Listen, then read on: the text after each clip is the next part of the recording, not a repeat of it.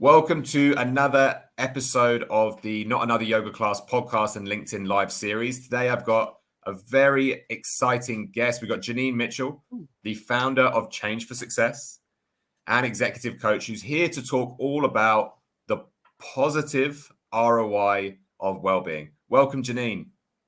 Thank you. Thanks for having me. How are you? I'm good, thanks. So today, this is the subject that's actually quite close to me because I think that one of the biggest problems when it comes to well-being in organizations is that it's sort of viewed as a nice to have, as something that maybe is just for the employees. And unfortunately, that isn't necessarily enough of a motivator to get senior leaders to invest in it properly. And so that's why we often see it almost dealt with as a bit of a tick box exercise. And what I want to talk about today is what can actually be achieved when it's really invested. So what is the problem with, I'd say, not investing, not taking well-being seriously? How does that kind of manifest? Well, I think the problem starts with when we're young. We're not taught, I think, at school, college, university, we're not taught how to look after our mental health. We're not taught how to look after our well-being. Mental health is still a little bit of a dirty word. There's still a lot of stigma attached to our mental health. We talk about it a lot more now than we used to, but there's still a big stigma there. So that's the first problem. We're not actually taught how we manage this. I mean, there's a lot more around now. Obviously, you can go on the internet. There's going to be personal development sections in the bookstore. There didn't used to be like 20 years ago. So there's a lot more around. Yeah, we're not taught this, right? So when we're setting up a company or running a company, you might grow your company, you might have 10 staff, 50 staff, 100 staff, whatever. Companies will have all these departments to manage the company, right? Sales department, marketing department, every area to grow that business and to build the customer base. However, more often than not, unless the kind of CEOs or senior managers are quite savvy with how to look after themselves and how to look after their teams, they don't see well-being as an essential part of their company culture. They see it as a nice to have or an add-on, like you say, and they see it almost now, because you probably seen this with your company and what you're building, but I definitely saw a lot from kind of COVID onwards, people talking about well-being as it was a bit of a buzzword, right? Or has been a buzzword, I think, unfortunately, which makes me sad because mental health is complex, right? I've been doing this for well over 20 years. Been in mental health, a background psychology, right? So it's a tricky one. So a lot of companies don't know how to invest. A lot of companies, unfortunately, they can't from the senior management team, CEOs downwards. A lot of organizations, a lot of companies, they can't see past the end of the week. It's all about, right, how many sales have we got and how many targets have we hit? And I get that. We've got to hit those sales targets. But while that is happening, staff are getting stressed out. Staff are getting burnt out. And the difficulty we have there is absenteeism. And then we have, stress-related illness. Stress is one of the biggest causes of absenteeism within the workplace. It's not actually that difficult to fathom. It's quite simplistic, really. It's quite commonsensical, but a lot of people don't get it. As you said there, they see this as a nice kind of nice to have or an add-on. Oh, like I love the name of this podcast. Oh, we'll get a bit of yoga in, we'll get some fruit on a Friday. I know it's cliche that now, but yeah, great. But is that really gonna, if you get some pizza on a Friday afternoon, is it really gonna look after your staff? Is it gonna make them feel happy? Is it gonna make them feel valued? No, not really, I would say, So what do you think are the things that are going to get people to sit up and take notice? Like, are there some potentially objective measures that leaders can look at and go, do you know what? Here are things that are actually biting, that are actually costing us. I think it's actually just sitting down and spending a bit of time on why and how would that work? Like, speaking to specialists who know what they're doing, not somebody who's just going to stick a plaster on. Sticking a plaster on, for me, like, I hate it. And mental health first aid, it's a bit like sticking a plaster on, right? gonna raise a few eyebrows here. I don't really care, because I'm quite passionate about this, because if you're just sticking a plaster on, you're not really getting to the root of the issue. You're not really getting into the culture of how a company looks after itself. Do you know what I mean? And I think once senior leaders and kind of senior managers actually just spend a bit of time, they don't even need to kind of go away and do the research. They can just check in with a specialist. What is the research on this?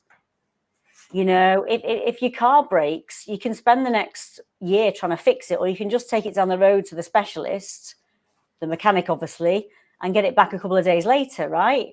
It's the same kind of thing. But once you actually do some research and actually check out, well, how is this going to be effective? But also, I guess, do your research with getting the right people in as well, because that's important. Yeah. Because if you just data collection is an important bit, right? Not just that, like working with the right people. Yeah. Because I hear many stories, a lot of HR that I work with, liaise with, and recruitment, these stories are getting banded around a company trying to look good. Oh, look, on LinkedIn, we've done this or we've done that. When in actual fact, they're not really doing a great job. You can just check Glassdoor. I mean, that's pretty obvious when you just kind of check that, what the discrepancies are. So, and then you will find, like I've worked with companies who really look after their staff, and you will find all over the place, the staff are pretty much raving about the company. So they're doing the work for them, right? Yes, I see this as well. I've had conversations with people in the past. If you work for a good company, you talk about it. Yeah. And that gets, that gets around. The bad stuff gets around as well. So you can put some stuff on LinkedIn saying, yeah, hi, we're doing this for Mental Health Awareness Week or whatever. But again, it's just kind of lip service. It just makes me a bit mad. Can you tell? I think the word is well washing. I think that's what it's called, where there's almost a bit of an illusionary front, I guess, that this company is doing the things it needs to do. But in reality, it is just that. It is just a front. There is no substance to it. There's no investment to it. And so in reality, what that company experiences is all of the issues that they would have issued if they'd done nothing, because absenteeism is going to be just as high. Presenteeism is going to be just as high. Recruitment is still going to be hard. Attrition is going to be high. And so, I'm hearing everything that you're saying. There needs to be something more. So what is that? What does that look like? Well, like I say, the sticking plaster isn't going to really do anything, because it's just going to fall off. For me, it's, so let's take a CEO or a senior manager. Okay. I worked for 13 years in one of the most stressed out jobs you can imagine. I worked with high risk offenders. I worked with men in prison for 13 years. Right. And you had huge caseloads. Staff were burnt out. So a lot of staff didn't want to be there. And were managers sufficiently trained? Basically, no. So I saw firsthand for 13 years how you don't run an organization. Okay. You're getting staff who are off on long-term sick for 6 months, 12 months, which is just the norm.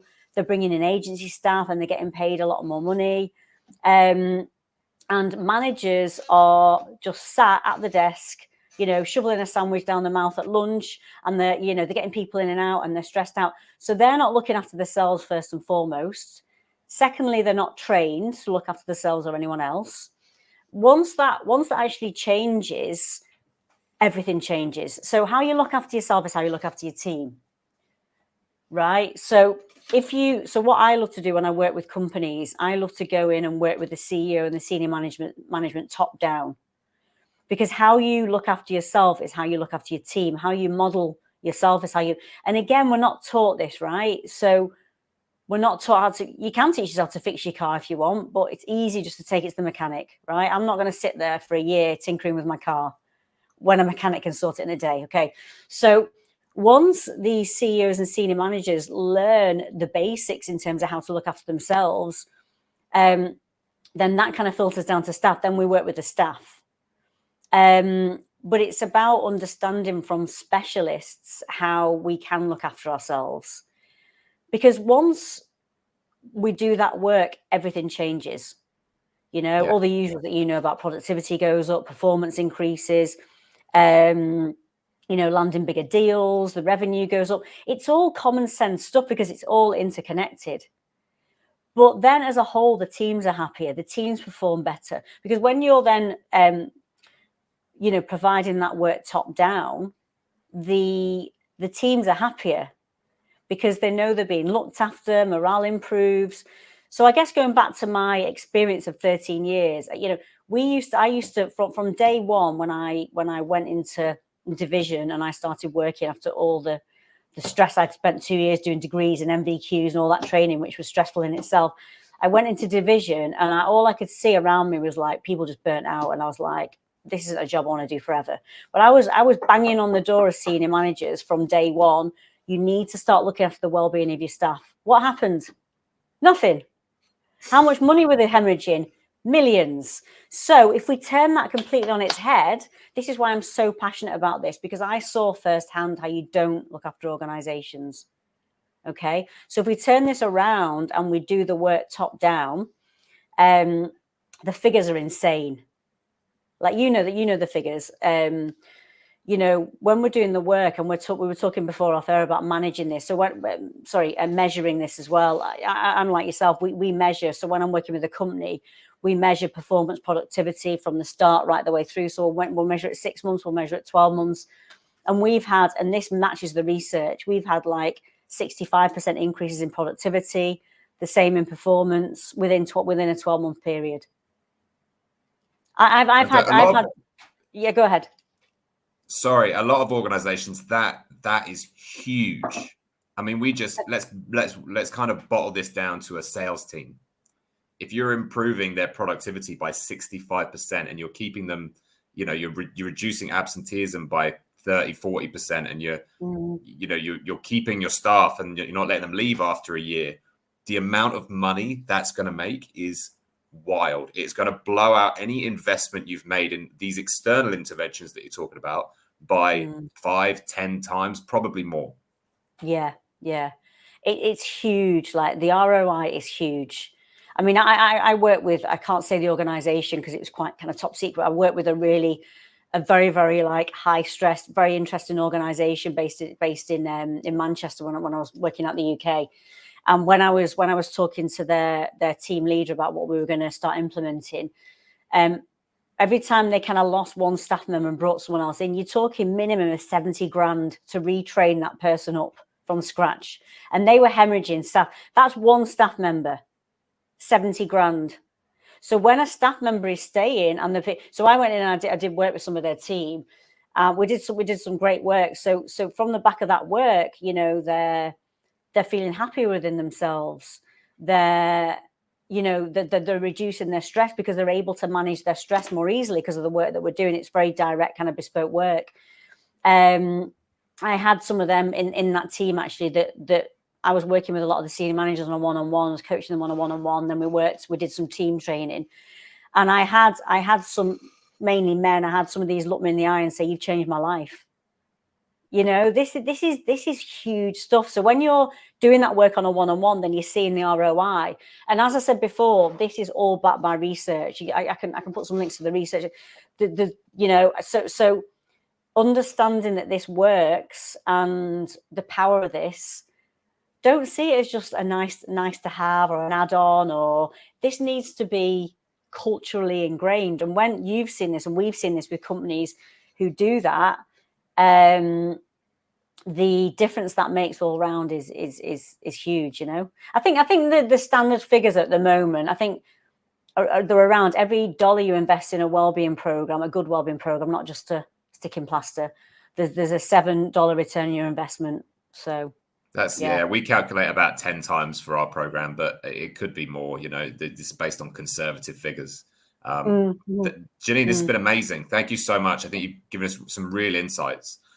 Would you be able to talk a little bit? We got a little bit of time now, just to talk about who you are and what you do with Change for Success.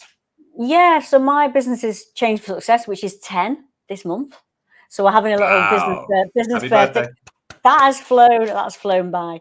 Yeah, so I've been running for 10 years. I'm actually based in Bangkok currently. I relocated out to Southeast Asia 2 years ago. But yeah, we work with, like I just talked about, we work with a lot of executives, we work with senior managers, and we go in and we work with teams. And of course, all my work is online, but I'm approaching a lot of companies here in Bangkok, which is really interesting. But for me, it's all about allowing you and your teams to be more productive, be more resilient, reduce stress.